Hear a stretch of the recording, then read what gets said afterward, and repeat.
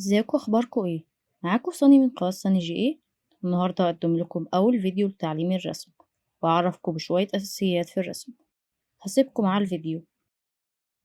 قبل ما نبتدي نرسم لازم نعرف حاجة مهمة جدا، وهي ان اي حاجة موجودة حوالينا اصلها راجع للاشكال الاولية. مثال على كده، البرتقانة عبارة عن شكل دائري، ومثال تاني برضو الموبايل عبارة عن شكل مستطيل، والكمبيوتر برضو عبارة عن شكل مستطيل. لما نيجي لجسم الإنسان هنلاقي إنه في الأصل عبارة عن أشكال أولية، بحيث إنه بيتكون من الدوائر والمستطيلات.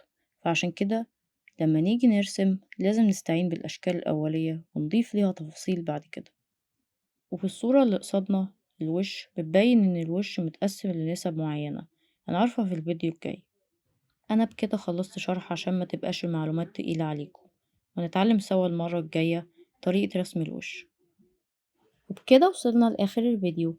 أتمنى تكونوا استفدتوا بالمعلومات اللي أخدتوها من الفيديو. لو عجبكم الفيديو ياريت تعملوا لايك للفيديو، لو لسه مش مشتركين ياريت تشتركوا في القناة. أشوفكم في الفيديو الجاي. يلا سلام.